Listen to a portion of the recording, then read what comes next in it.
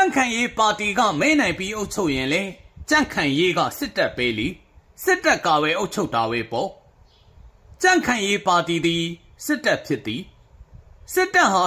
1958ခုနှစ်ကစတင်ပြီးအာဏာစမ်းသိမ်းနေကွင်းဆန်းတာပေါ့လက်ရင်သွားပြီး1962ခုနှစ်မတ်လ2ရက်မှာအာဏာကိုထာဝရသိမ်းပါတော့တယ်1984ခုနှစ်ဇူလိုင်4ရက်မှာမဆလာမြန်မာဆိုရှယ်လစ်လမ်းစဉ်ပါတီဖွဲ့တယ်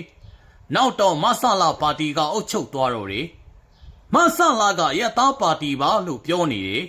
ဘာပဲပြောမဆလာပါတီဟာစစ်တပ်ပဲအာဏာသိမ်းကောင်းဆောင်ဗိုလ်ချုပ်နေဝင်းကနေဦးနေဝင်းဆိုပြီးပြောင်းအုပ်ချုပ်တာအခုလဲသမတဦးမင်းအောင်လိုင်းဆိုပြီးလှုပ်ဖို့ကြံစီနေတာပေါ့ရှစ်လေးလုံးရေးတော်ပုံကြီးမှာ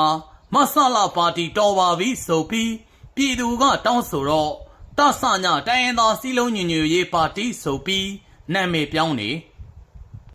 1990မှာစစ်တပ်ပါတီတဆညက NLD ကိုခွက်လန်ရှုံးသွားတော့ကြန့်ခိုင်ရေးပါတီကိုဖွဲ့တော်တာပါပဲပထမကြန့်ခိုင်ရေးအသင်းဖွဲ့တယ်နောက်တော့ပါတီပြောင်းဖွဲ့တယ်ပြည်တော်စုကြန့်ခိုင်ရေးနဲ့ဖွံ့ဖြိုးရေးအသင်းဟာနိုင်ငံတော်အေးချမ်းသာယာရေးနဲ့ဖွံ့ဖြိုးရေးကောင်စီက1993ခုနှစ်စက်တင်ဘာလ15ရက်နေ့မှာထူထောင်ခဲ့တဲ့အဖွဲ့ဆိုပြီးစစ်တပ်ကကြေညာထားတာပါဗ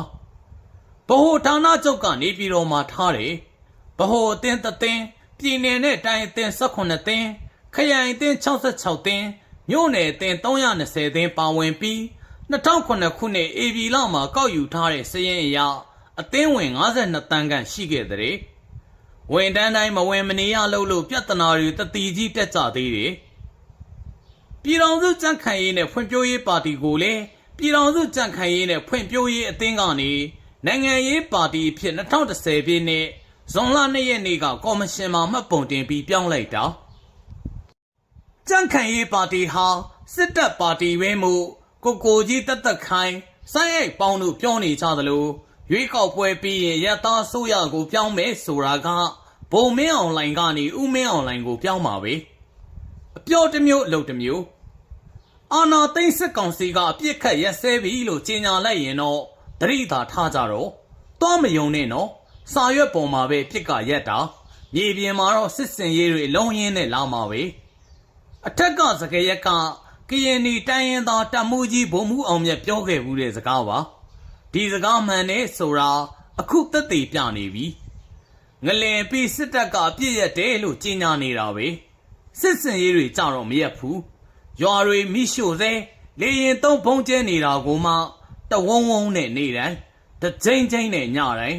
တနေ့မှမရက်ဘူးတညမှမရက်ဘူးနော်ဘလို့ယုံရမလဲဘလို့ပုံရမလဲအပျော်တစ်မျိုးအလုပ်တစ်မျိုးအာနာရှင်မထွက်တိုက်ပွဲဆက်မအောင်ပွဲရ2020မှာပြည်သူကစစ်တပ်ကိုမကြိုက်ဘူး